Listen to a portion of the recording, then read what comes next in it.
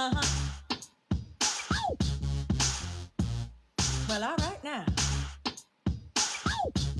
And if you feel good, let me hear you say. And if you're feeling good, let me hear you say. And if it's all good, let me hear you say. And if it feels good, let me hear you say. I'ma set it off in this place, you see. They come from every corner just to party with me. In your head like a symphony. Out on the floor, it's a jamboree. Turn up, turn up. All right, and we are live, Ricky. We are live, and people are seeing us.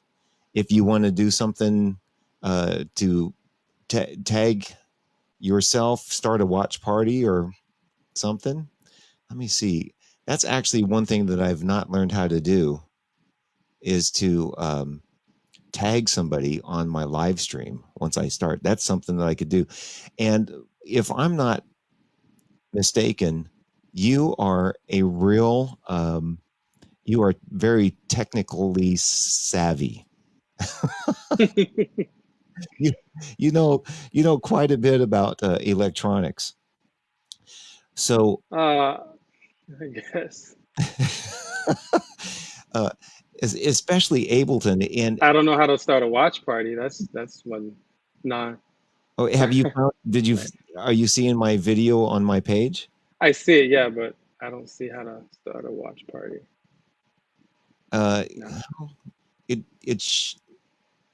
I don't know how to do it either. A little popcorn icon shows up underneath the stream,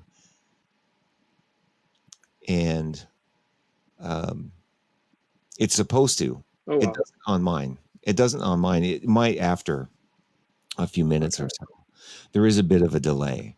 Anyway, I wanted to say, Ricky Pageot, welcome to my show. I've done sound for you and Desi a few times, and I'm glad you're healthy Yes, yes. and safe in all of this. And we were talking a little bit before we went live about the future of things, but let me start off with what you sent me today about what you're working on. While especially now, I'm thinking you're able to work on this project with Steinway and Sons. You're now an official artist of Steinway and Sons. Is that correct? Yes, yeah. And tell me a little bit about the project you're working on with Black classical musicians. Well, it started out about last year. It started about last year. I was just driving by the Hollywood Bowl, and I saw on the marquee it said music by William Grant Still, his symphony, African American Symphony. Um, and I was like, huh? So I looked into it, and from that point on, I just started discovering more and more black composers um, who contributed so much to classical music. So I just started delving into it and just being fascinated by the works, the contribution, and also how it's been concealed in some ways. Mm. So it's I basically have decided to dedicate part of my career to performing this, exposing this, highlighting this. And I've had so far tremendous support by many, including Steinway. Mm. And I'm just looking forward. So basically, this is what I'm doing now with this shelter at home. I'm just getting my hands on as many scores as I can. It's still of a challenge because I'm so used to going to the library Mm. and borrowing books, checking stuff out. So it's been kind of a challenge, but that's what I'm spending my time doing. How easy is it to find some of those scores? Some of The them are, music, the sheet music. well, it's some of them are, the most popular ones, especially the recent ones, Mm-hmm. are easier to find. But still, not a lot of them are published by major publishing companies. Mm. Like a lot of Willem Grant Still's music is published under his own company, which I think his daughter runs now. But if you go back to um, 18th century music by some of the composers back then, a lot of it has even been destroyed because of slavery. Mm. Um, they just decided, some of them were celebrated somewhat. Some of the composers were celebrated. A lot of them worked a lot around, had a lot of work around Europe, and a lot of the work has been just destroyed, and you can't even find a lot of them. Do you think at some point you may have to transcribe them or make them write it out somehow on your own in order to? Is that a possibility or something you've thought about? Um,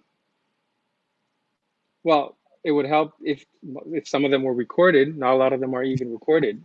Yeah, yeah. You know what I'm saying? So if there's no manuscript, there's no score, a lot Mm, of it has not even been recorded. So you look on Spotify, a lot of stuff that, you see that, they have written in their biographies. You look it up on Spotify, you look it up on other platforms, and you just can't find it. I wow. was lucky enough to be actually in France, to be in Paris, and to be in London a couple months ago. And I was able to go to major libraries there because they have actually a lot of those in archives. Really? But because now they're closed, I Oh, can't do a lot of research, or you got to be there in person. It depends. But yeah, all these libraries are closed now, so it's hard to pursue right. that information.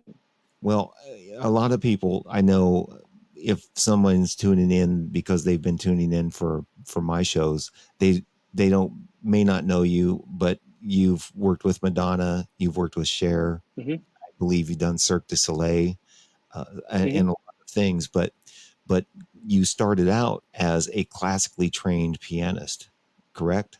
Yeah, yeah, So so this would be within the realm of uh, your scope as a musician to be able to take this and play it. And yeah, a lot of times when someone looks like, oh, he plays for Madonna, well, that's a little far away from the classically trained pianist in a lot of cases. So um, they may not know that you would do that. It, yeah. But you know what's actually funny? Working for someone like Madonna is you need to be versed in the many styles of music. A lot of people think because she's a pop artist, then that's all that's required to mm, play pop music. But when she's putting a show together, you got to be ready to play many styles of music because, as you can see, she's influenced by a lot of styles of music. So, right. and so she likes to put that in her show. So we've been asked to do salsa. Been asked to do some. I put in some boogie woogie in some of her stuff from last tour, Rebel Heart. This last tour, um, Madam X, I had to full on play a classical piano part that's Wow. on her new album, Madam X. So a lot of the background that I have, classical, jazz, R&B, all that stuff, it's salsa, Latin, bossa nova, all that the Latin stuff, world beat, all of that is it comes sooner or later to the table on one of her tours. I've done 4 tours with her. And when was your first one? 2008, Wow. right after Cirque du Soleil. It, I it, had finished my contract with Cirque du Soleil on December 2007. We moved to LA. My wife and I moved to LA in January. And by April, I got the call to go on tour with Madonna. wow. Well, take me a little. Uh, I want to digress back a little bit further. And you were classically trained and playing jazz, and what led you to Cirque du Soleil? And that would be another gig. I would assume all of those different styles would be really good to have Yeah, in yeah. your wheelhouse. What what Yeah. what what show did you play? Tell me about Cirque du Soleil. Cirque du Soleil, obviously, it's a Montreal-based company. I'm from Montreal, grew up in Montreal. Oh, I okay. always heard about Cirque du Soleil, but didn't know, I didn't really know what it was. Um, but I knew some people who had done it. I heard it was a theatrical show, it was acrobats and all this, but I had never seen any shows. Hmm. But the people who were creating the particular show that I was on, Delirium, they gave me a call because Desi actually had done Cirque du Soleil prior to us meeting. She had lived in Orlando and she did La Nuba. Oh, what was she doing in it? She was singer and she Oh, helped create some of the show, yeah, some of the music. wow. So she did that for like 2 3 years. We hadn't met yet. When she came back to Montreal, I had always heard about Desi DeLauro, and then finally I got to meet her, and we just connected on so many levels. So we started working together, and then when we started working together, she has a pretty good reputation at Cirque du Soleil. So when she started doing her own solo stuff, and I was working on her, producing her music, co-writing it, a lot of the Cirque heads came to see our show. So they saw what I was doing as a musical director. So when they were putting that Delirium show together, which was their first arena touring show, they called me, and then I said, "Yeah, I'd love to do it as long as I could do it with my wife." Well, she wasn't my wife back then; she was my girlfriend.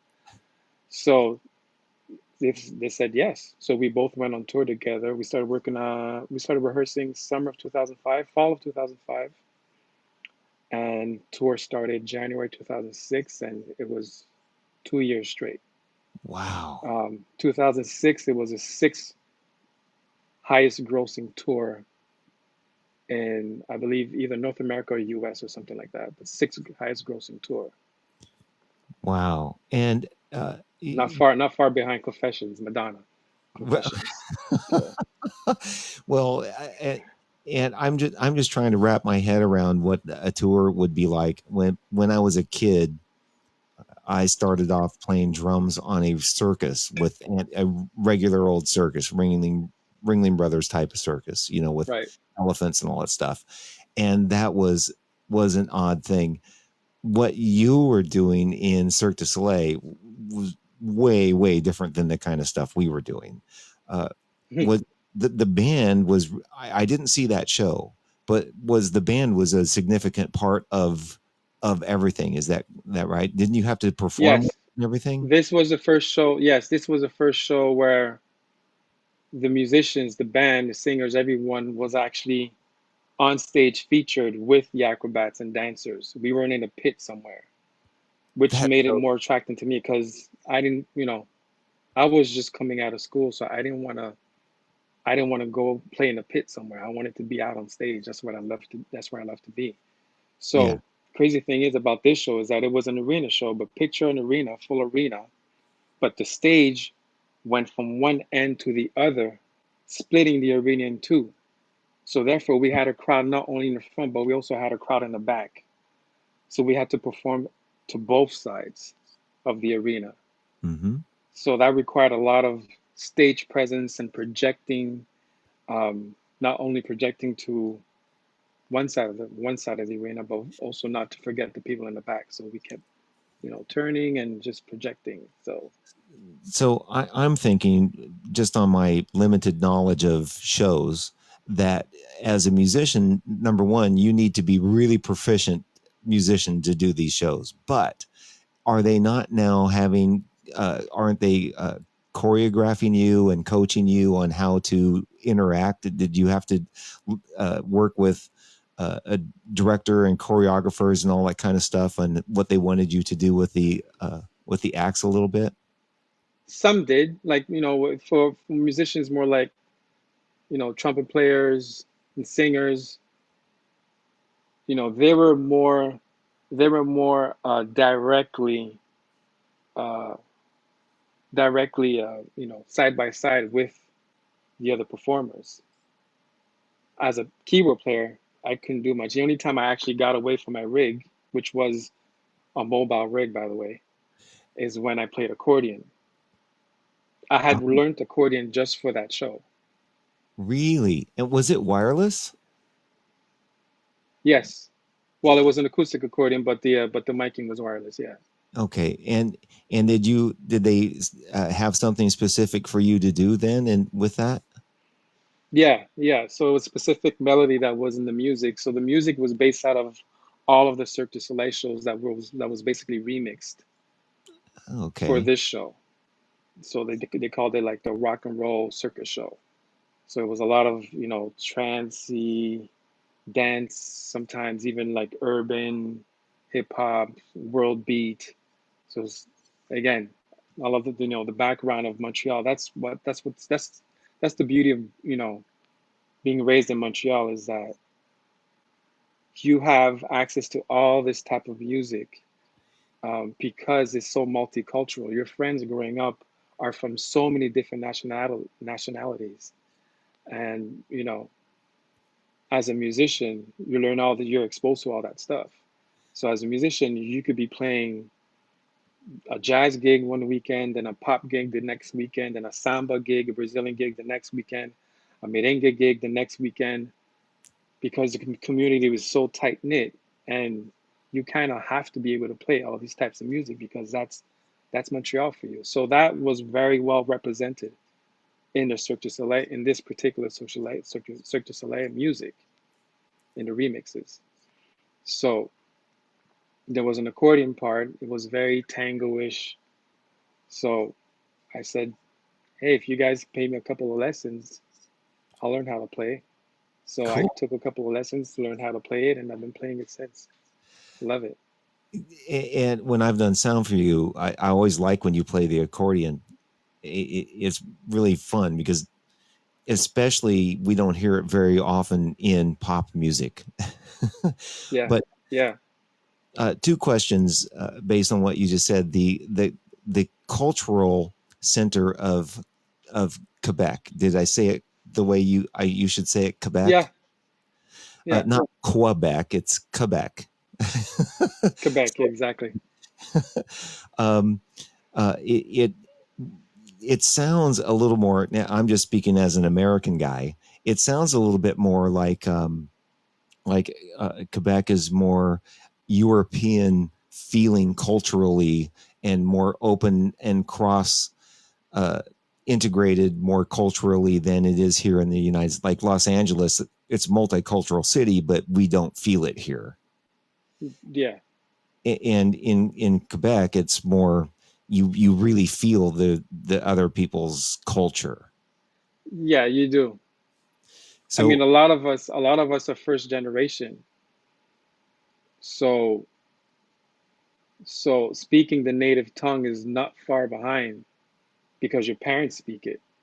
mm, So evidently you speak it, or you know, the the Jamaican will speak patois. The Italian knows how to speak Italian. You know what I'm saying? The Greek knows how mm, to speak Greek.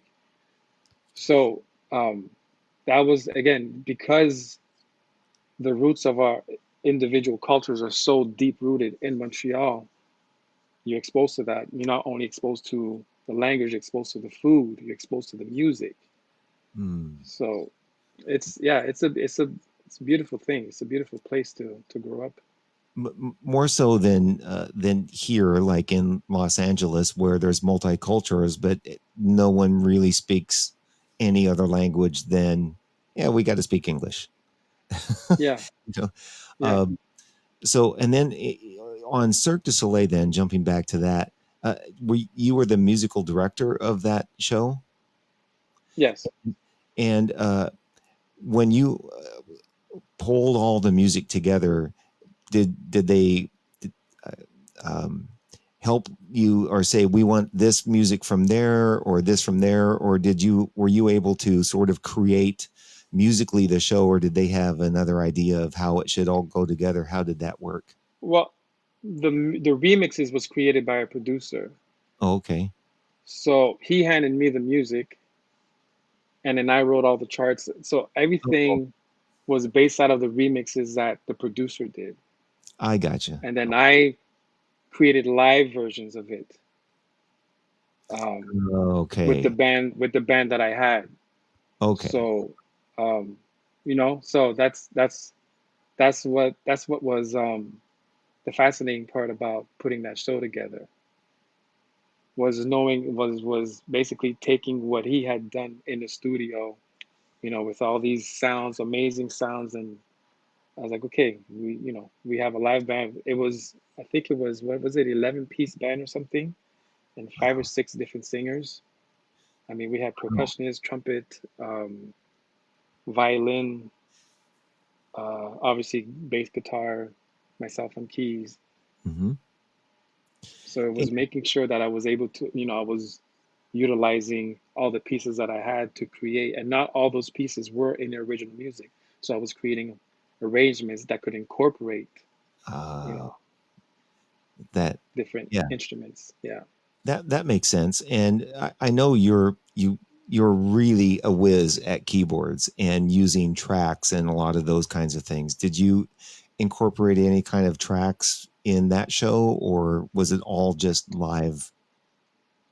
No, there were tracks. There were tracks. I mean, it was a big production, so there was already a lot of tracks. So it was basically playing along with the tracks, and also knowing how to figure out how to coordinate the music with the acts, because it would be different from night to night. Mm-hmm. So knowing, you know, keeping it all together while, if a number's not going well, being able to roll with the punches and making it seamless, like nothing's happening. Well, not without getting too nerdy and geeky here. See, so this fascinates me. Uh, were were there good in ears then in 2005 when this started? Were there a lot of Yeah, good? yeah, we had some, yeah, we had some great. I think we were using, we were using Ultimate Ears, I think, back Okay, then. and were you able to have a click in one of the ears? Yeah, And yeah. were you able to adjust that on the fly at all? Well, back then Cirque wasn't really hip to Ableton, Oh, only after. So we were just running to the grid. It was, but the way we were able to give ourselves a B plan is by putting short little samples on a little MPC, the mini MPC, just samples. And if anything happened and we need to extend something, I would just tap one of the pads, and we had pre-recorded music that the band knew. Okay, I would tell the band, all right, we're stretching, and then had to play that, and then we play on top of that little sample. And oh, normally it would be something without time. It would just be like a pad or something, mhm. so that it would give us the liberty to, fade it whenever we needed to fade it, um, or play in whatever time signature we wanted to play it in. So it would seem Fascinating. seamless. Obviously, it would be in the same key of this previous song. So there was something for every act where you could hit as plan B. Exactly. Fascinating. Exactly. Yeah. Yeah. I'm going, I would be a wreck. I would be a wreck. So now did the drummer have to move around much? Did he get to get up out? Yeah, all of our rigs were mobile. So his rig was actually, he was able to control the rig on a joystick. Whoa. His rig was automated as well, automated. So he was able to, move his rig on a joystick. So it Like was, yeah, driving a car. it was, pardon me. Was like driving a car a little bit. Yeah, yeah, driving like a bumper car or something, and just obviously he had to get the hang of it. That's funny. That's funny. All right. So you did Oh, that but from you might actually like this little information. yes. Our drummer on the second year, 2007, was none other than Philip Fisher from Fishbone. Whoa. he came to see our show. I think it was here. Yeah, it was here in Los Angeles when we did the Staples Center for a couple of weeks. He came to see our show out there, and I was already a fan of his because I was a Mhm. huge fan of Justin Timberlake back then Yeah. when he was doing can't remember his debut album Justified. Hmm. So I was watching our live show. So he came to see the show, and then the next day he called me up and he said, "Hey, can I come to sound check?" I said, "Yeah, come to the sound check." So he came in, just checked out sound check. We spoke, and he was like, if the chair opens up, I'd love to be part of it. And the chair opened up. So Nice. we had I was able to get Fish on the gig. That's so cool. So Yeah. the Cirque went like a year, and then there was a break, and then a year or so there were like seasons, right? Basically. Yeah, it's more like the legs were like more, I think it was like 3, 4 months apart and then a couple weeks break Mm, and then go back on the road. But it was a lot of shows per week. I mean, yeah. We had y- matinees sometimes. yeah. So Yeah. it wasn't something that you just be able to just hang out and it's easy gig. You worked. You had to Actually, work. what's crazy, the first year was actually kind of chill. It was really cool. We Really. got a lot of downtime the first year. And that was my first time touring the US, so I got to visit. I think out of that tour, I've got to visit 46 out of the 48, either 45 or 46 states out of the 48 main states, Oh man, mainland states, that's in that great. year and a half of touring North America, and then half of 2007 we did Europe. So I got to see like Man, every inch of America, and it yeah, was my first tour, so it was, especially coming from a kid from Montreal. right. For instance, like, I mean, a southern accent, you think it's just one accent for all of this southern Yeah, states. No, and it's not. You could tell, no, like, I started hearing the difference between Texas and Oklahoma, Mississippi and Atlanta, yeah, it's all or different, even, Missouri, all of them. So right? it's like, it was, And even it's the same in the east too, from like New Jersey all the way up to Boston. You can kind of tell yeah, where all yeah, those people are from. Um, yeah, so, so at when that ended, you moved to Los Angeles, and then you get the call for Madonna. So yeah. you're a pretty young guy, and now you've done Cirque and Madonna, and I'm thinking, geez, that that's a pretty good start. And you're still doing Madonna, is that correct? Yeah, yeah. We just finished the tour actually 2 months ago, So mid-March. and you're the musical director for her. No, No, just a keyboard. no, not for that. That's Kevin Antos. Yeah, Oh, okay. I don't know.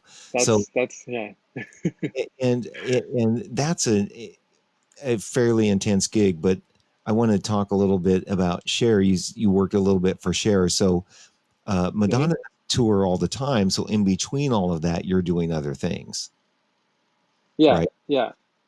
So I mean, on average, Madonna, I mean, she takes about 3 or 4 years break wow. between tours Yeah. because it's a heavy feat to put that kind of tour together. So, and I, putting music together for all that stuff. So, yeah, so I have time to work with other artists as well in between, and also with my band, Private Social. right. So I don't know if anybody's ever seen Madonna's show or the videos, but there is a lot going on. Yeah, yeah. And uh, how is it playing from beginning to end? Is it physically hard, or is it Rehearsals are the hardest part. No, no, the rehearsals are the hardest part because it's long hours of, oh my God. I mean, this last one, we used to finish rehearsals on an average, we'd finish rehearsals around 2, 3 o'clock in the morning, maybe wow, even 4. Sometimes it would go till man, 6 a.m. and how many months ahead of time? would you start Three or rehearsing? 4 months. 3 or 4 months of rehearsing. This Nonstop. last this last tour was, I think, 3 months and a half. The tour before that we did 4 months of rehearsals. And and when you rehearse, you have to rehearse in some place that sets up the stage and everything, right? So you can practice all of Yeah, those parts. So it has to be a pretty big yeah, place. It can't be like Third Encore or a place like that. Uh, exactly. it has to So a be. lot of the time she'll just get like, I don't want to say abandoned, but just like an empty warehouse somewhere, Hmm. and just have, the carps and the techs and all the crew just create magic, make their magic, and basically turning it into a sensical working area where you know all the different necessities are met with different rooms. You got the band room, you got the dancer room, you got the warm up room, you got all these separate rooms for everything that she needs to do. And on top of that, create offices for for the entire production team. So it almost sounds like a movie set when people go in, they build out a big warehouse for a movie set just like that. Yeah, And so yeah, it's like that. Um, yeah. and I not to uh, beat this over, with a stick, but this whole COVID-19 thing, I think what a lot of people, I just want to point this out again, as I do almost in every show, is it's not just Madonna that doesn't work. It's not just you that doesn't work, but all of those people you just said, those people that go in and build Yeah, that stuff, and the techs and the people yeah, that make the stage. And I mean, all of those people are out of work.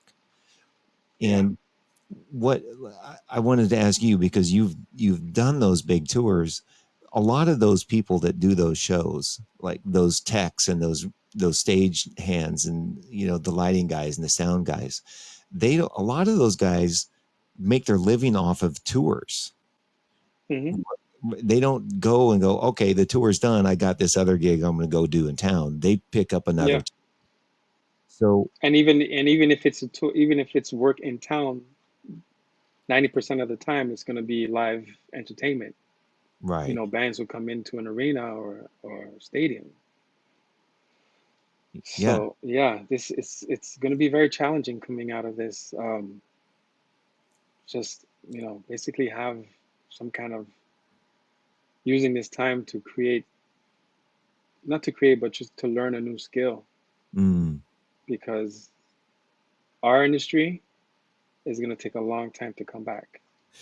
Yeah, we were talking a little bit about that ahead of time, and let me just touch on, in between the Madonna tours and the other things you were doing with Cher. Were you working with anybody else other than Cher? Um, yeah, I tend to forget. They all kind of run together after a while. I mean, I was actually supposed to be on tour with Cher right now. Really? I had dates planned. Yeah, yeah. Oh, I had dates to go out with Cher. What is it? We May now? Yeah, end of April till about now in oh Vegas. man. What, how is it working with Cher? She's awesome.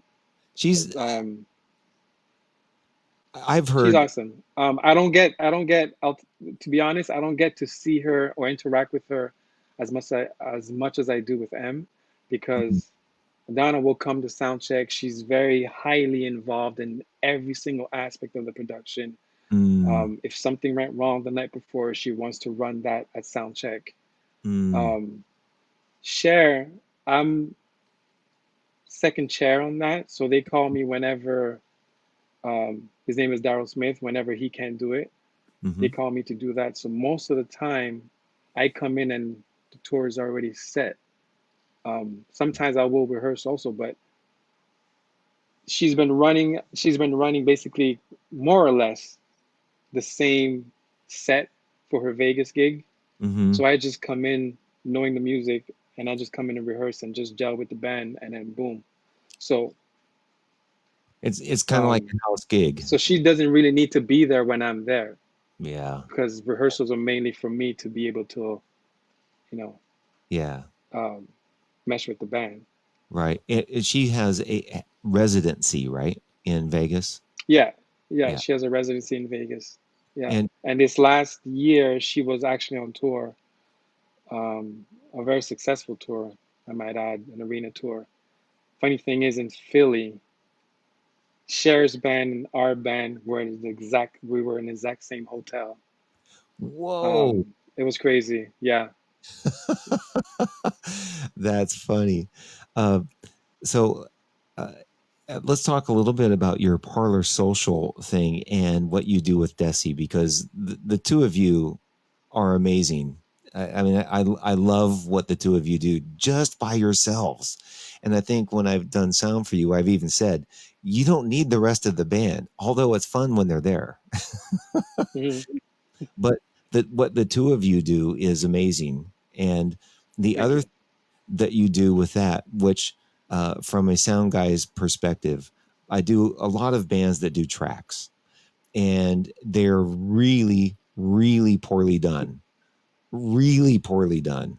Um, and then my first time I come out and did a gig with you, you have 8 inputs. You ask for 8 sends because you're sending me tracks, but you've got vocals and you've got keys and synths and whatever it is that, however you send it to me, Yeah.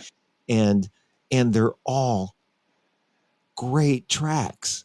And then I find out that you're doing it in Ableton, and you set it so you can push a button and it changes and does all kinds of stuff, and it blows my mind, and I so want to be able to know how to do that. And uh, so I don't even know where to begin to ask you how you do that, how you put all that together. Do you use a mixer at all, or do you just use your keyboard as an interface to use Ableton? Um, do I use a mixer? I have, but I don't always. Actually brought it, I've brought the outputs down from I brought it down because I was like, okay, there's too much stuff going on here. It's- So I brought it down a little bit. But yeah, I mean, it's just having worked with such high quality production. Again, but going back to Cirque du Soleil, going back to Madonna, and hearing tracks, hearing the stems, Mhm. that came from her album, you know, Timbaland, Pharrell, because I had to isolate the keyboard parts so I could hear them like copy the sound to a T. It's Right. hard to do that when you got all this other music going on. So I would get the stems, isolating just the keyboard track so I could hear it. So just being around that and just seeing how those guys, EQ'd their sounds, the compression, reverb, and all of that.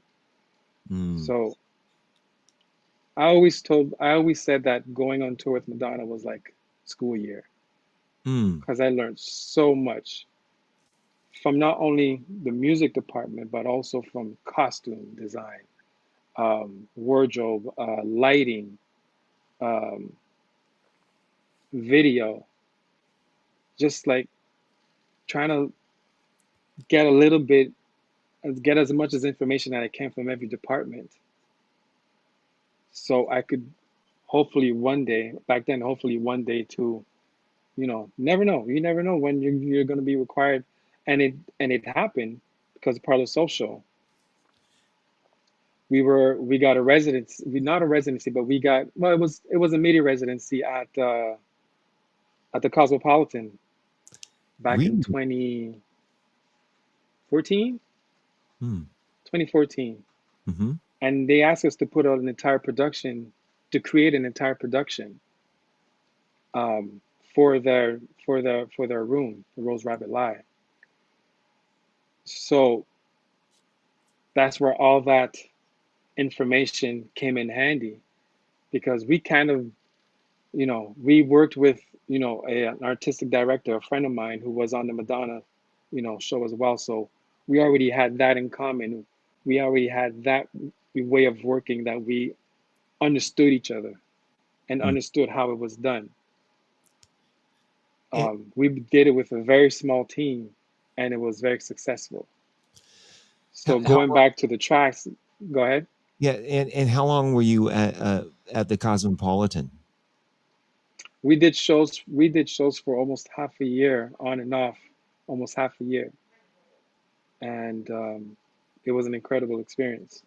And then that all of that time is when you were going to just say something about the tracks and use Yeah. tracks. So going back to your question about tracks, putting that stuff together is just really getting a good mix and then just bouncing stuff out individually, submixes Mm, that are already well EQ'd, well, you know, compressed and all of that. So when it reaches your sound board, that you barely have anything to do.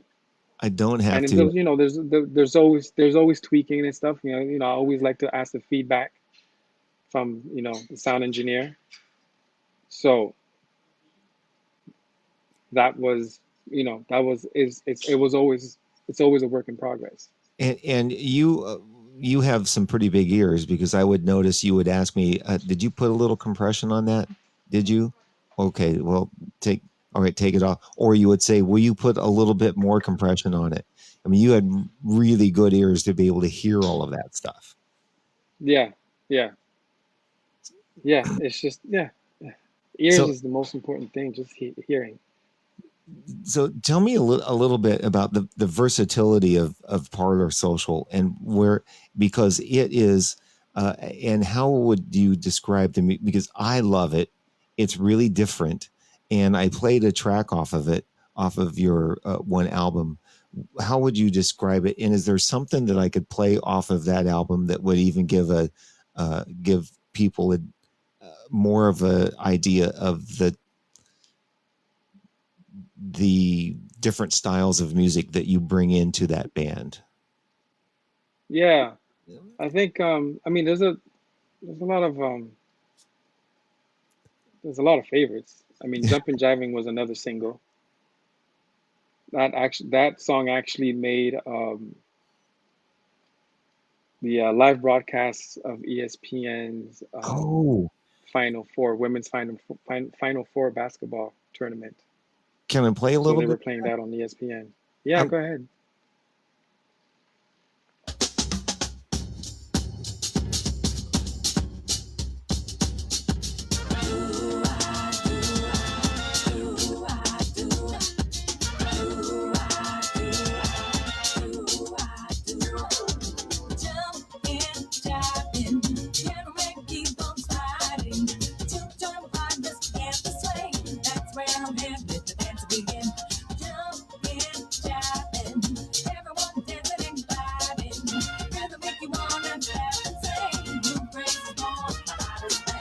Feel the breeze of the horns, swing feet, new dances going. Nothing here has a form. Just let them say, forget your blues. See them hips shaking, hips and feel you'll be taken by the beat away. Stop trying to resist the groove. Bodies twist and turning uncontrollably, burning up the wood floor. You can feel the heat. Jiving, keep on sliding. Jump on, just forget the swing. That's where I'm headed. Dance to be, that's where I'm headed. Jiving, everyone dancing and vibing. Oh yeah. You wanna dance and sing. You praise the Lord, the hottest thing.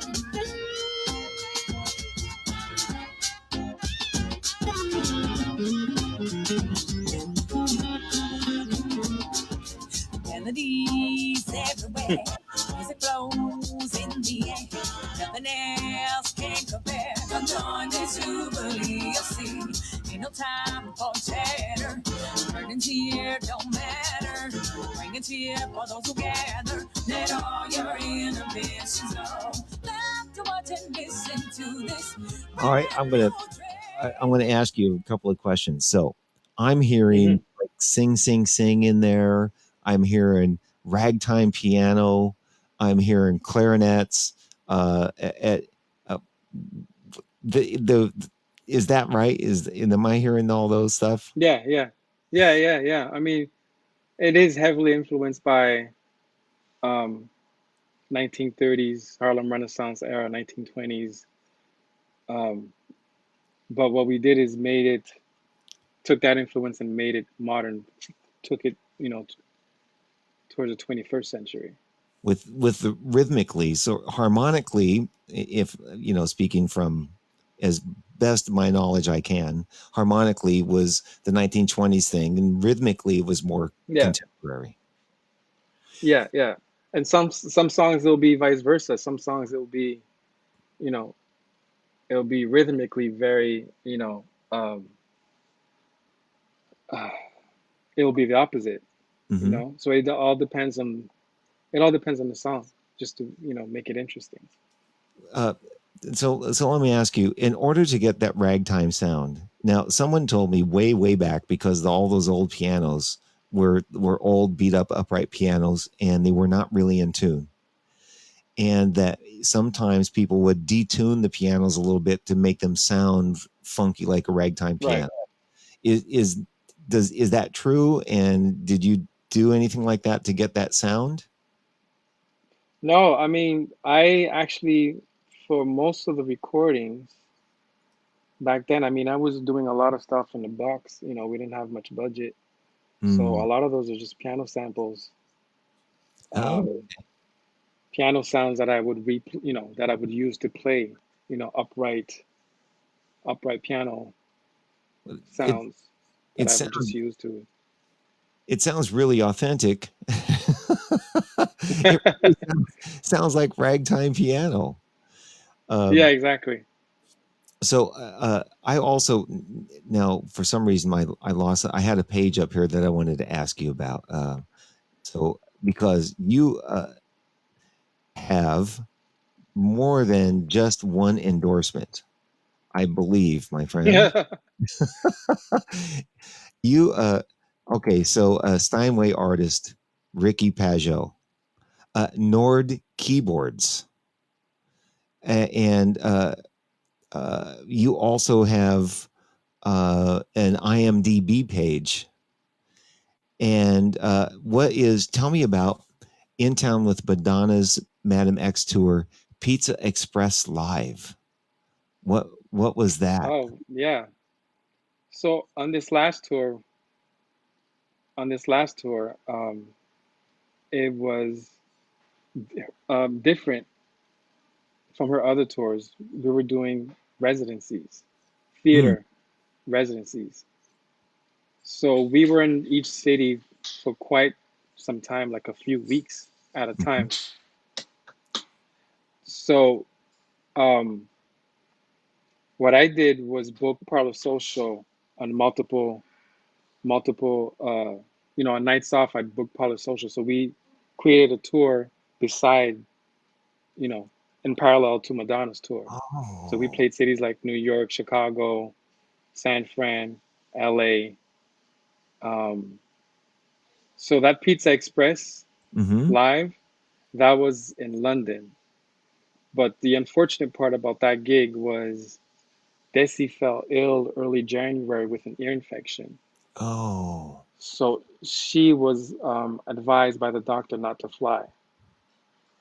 So Mm. that show ended up being, I almost canceled the show, but then I reached out to my bandmates on the Madonna tour and said, hey, you guys wanna come, play my show? I'll feature you guys. You guys pick whatever song that you guys want to do, your originals or covers, and then we'll have some fun. And they all said yes. Oh, nice. So that show ended up being, Ricky Pageot and Friends at Pizza I Express got it. Live in London. And so when you booked the Parlor Social gigs in connection with the Madonna tour, did you bring your band with you?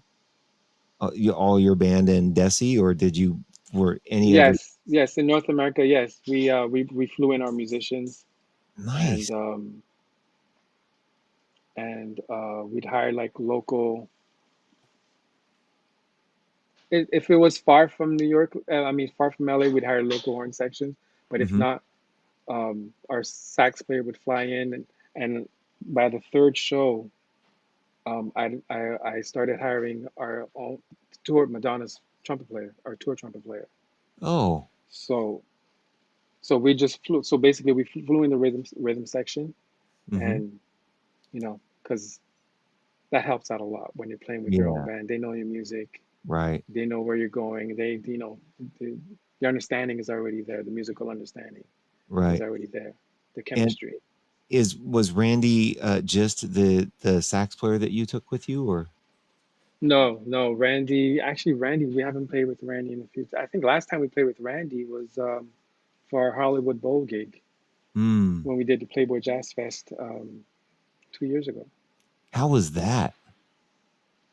The That was great. I mean, that was I was able to get all the guys, well, not all, but a lot of the guys that we've been working with throughout the year, especially in the horn section, because I had we usually play with two or three horns, but for that gig, I think I had a seven piece horn section. nice, nice. And how long of a show do you Seven do? or I think it was a little bit more. I think it was Wow, 11 that maybe. had to I be a can't remember. that had to be a lot of fun. Yeah. Did you get to hang out with any other? I mean, who was on the day around when you went on? Oh, Richard Bona. Uh, I think Snarky the day before. I think Snarky was playing the day before. Snarky Puppy. Yeah. Those guys There are were some pretty. really good bands. Yeah. I'm trying to remember who else was playing. There was some really. Richard Bona was one of my most anticipated because my dad's a bass player, so he would play his music a lot growing up. So I got this. That he's the one I was waiting for the most. Oh, Cool and the Gang. Cool and the Gang performed. Nice. I love Cool in the Gang. So your dad's a bass player, and so you grew up around music. Yeah, my dad's a bass player. My big brother's a flutist, producer, um, and my little brother is a drummer. Really? Yeah, yeah, Are they still back in Canada? yes, Nice. So now, what's going on now? You said something about you and Desi maybe doing a little um, live stream thing, starting to. yeah, What? yeah. We're gonna be doing a live stream next week, Saturday. I think what is it, the 16th, May Uh, 16th. let's look. We're gonna be doing a live stream from our home. Um, well, we're gonna get all the information. Just follow us on social media at Yeah. Parlor Social on all platforms. Uh, so just so you know, underneath your name, I put your name and then parlorsocial.com so people can, I don't know if you can Right. see. Um, Yeah, so, yeah, I see it. um, so people, if they want to tune into Parlor Social, and what you and Desi are doing, I'm looking forward to it. Are you writing any new music? Yeah, well, we're working. Desi's actually doing a lot of writing on her own. As I'm putting, music together, like I was telling you about earlier, music together to go and do shows featuring Black composers. So I've been spending a lot of my time doing that. And during that time, Desi's doing a lot of writing. She's actually playing guitar now. She's teaching herself how to play guitar. Mm, Um, so we'll see where the future leads. I mean, it's it's it's uh it's a risky time to keep on taking risks. We have yeah, to really be vigilant with um, our finances because all of that stuff costs money, yeah. and Well, who knows what the future holds with this pandemic and when we come back out of it. So we yeah. really have to be careful with. I wondered, I was thinking with the classical music thing and you being able to, were you thinking of being able to do something as a solo pianist with that music, or Yeah, was it something? And so that could be something that could come back sooner, maybe, than a tour with a lot of people. yeah, exactly, exactly. I mean, I already have shows planned in the UK, which was originally planned for scheduled for October, but we just pushed it back till March of next year, Oh, that's a long um, time. in conjunction with Beethoven's 250th anniversary, which is this year. But Mm, all of that stuff got moved back. I'll be doing some shows um, around around the city as well in LA. okay. I'm talking to the Miracle Theater down in Inglewood to do some kind of virtual concert when they open up again, and I'll be featuring that music. The black music of black Yeah, classical composers. yeah, black classical composers. Yeah, Mhm. And yeah. so, will information about that and what you're doing, will that be on the parlorsocial.com, or will it be on a different website? Or Um, yeah, it probably be up there, but I also, I mean, I put a lot of the information on my own accounts as well, Ricky okay, Pageot, throughout Facebook, Instagram, all of that. okay. Um, so yeah, just look out for us. I'm a fan of that, and of trying to get anything that is unfamiliar to people to be familiar to people. So, Yeah, and with you being able to do it as a solo artist, and be right now, maybe that's something you can do, live streaming, that you're thinking about doing, and you might be able to get it going sooner than later, yeah, eh, yeah, with the right camera and the mic and all that kind of stuff. yeah. Yeah, Well, yeah. I'm probably going to be posting something over the weekend, Oh, nice. on Monday actually, because the composer I was telling you about, William Grant Still, it's his birthday coming up on Monday. Oh, So I'll be posting something are from you gonna him. do a little playing? Yeah, yeah. So Nice. I'll post that on Monday. Yeah, Okay, great. And talk a little maybe, bit about his history. and so, are you able to do with this program that I'm using? I can only do it. Well, I can do it on one place at a time. Like, I can put it on Facebook, I can put it on YouTube. Um, Yeah, are you going to do something like that? Put it on one spot and then transfer it to another, or something like that? yeah, yeah. It's going to be throughout YouTube. I've got a channel that I just started on YouTube, Ricky Pageot, Facebook, IG. I'm going to put it all across. Yeah, Nice. Well, I know you're really, really good at Ableton, and Ableton is, I can't get my head wrapped around how it works. I mean, it's, you yeah, get the lives and the whatever it is. So getting the social media together, I'm thinking you probably are pretty good at that. Are you pretty good at getting that? yeah. I guess. Yeah. I mean, I, I get I around. I guess I'm able to. I'm But awful. But I have to ask my 14-year-old how to do it. oh yeah. Yeah, yeah. So, I uh, mean, all these new platforms. I mean, all these new platforms like TikTok and all that. I have no clue, and I don't even want to bother. It's I'm good for now. Until yeah, I have to, then I will. But yeah. no. No, you've got a pretty good thing going on with what you've got with Parlor Social, with Madonna, the other gigs when those come back. But I really think that your classically trained thing and bringing the black classical music back, I think you've got a better chance of making that happen before the big tours, based on how things seem to be Yeah, going. yeah. So, And and it's educational. It's entertainment. So yeah. So it's gonna be fun, challenging, yeah, um, but fun as well. It's a personal challenge I'm doing to myself as well, yeah. Well, because I started out playing classical music for years, and then switched over to jazz. So I didn't really pursue performing classical music anymore. yeah. So this is basically kind of going back to my classical roots, but at the same time with a purpose.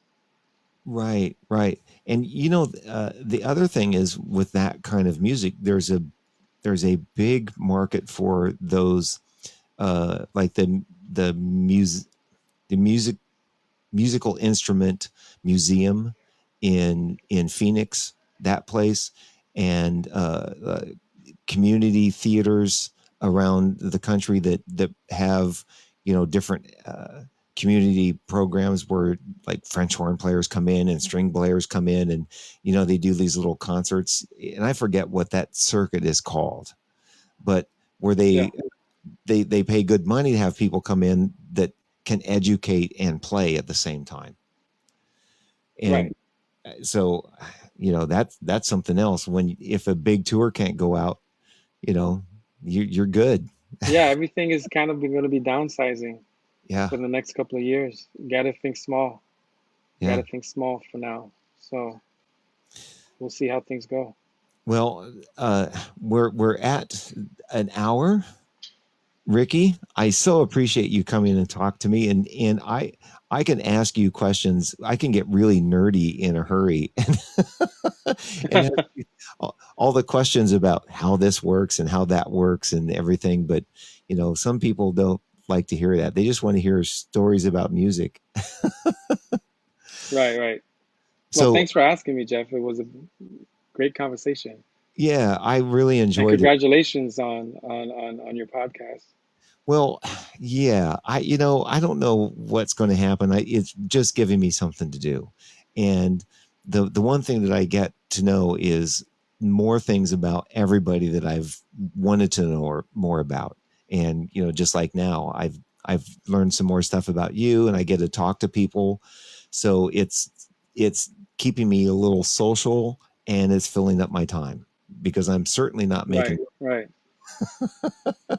Well, I mean, it's the best time to kind of reinvent ourselves Yeah, yeah, yeah. because who knows, probably never going to get this opportunity again where we could really um, hone in on a new skill or something that we've been wanting to do for a long time and just never had the time because we kept having to run after, you know, Yeah, life, basically.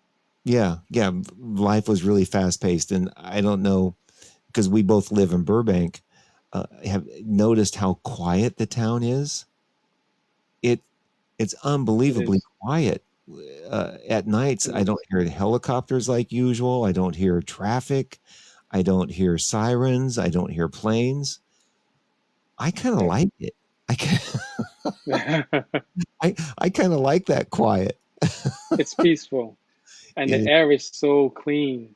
yeah, It's the best time to go do some, jogging and some bike riding. The air is so clean and the sky is so beautiful. yeah, yeah. Absolutely. All right. I'm going to play something. I'm going to take something else out off of this. Oh, uh, what should I play? What was that song? That single you guys released? Got the heebie-jeebies. Yes, got the heebie-jeebies. How about if I play that to take us out? Yeah, go ahead. Okay. All right. So thank you, Ricky, again. Good luck on your classical pianist piece with black classical composers, and I'm looking forward to you and Desi's live stream on the 16th. Yes. Thank you so much, Jeff. All right, thank you and good night. This is Parlor Social, and the heebie-jeebies.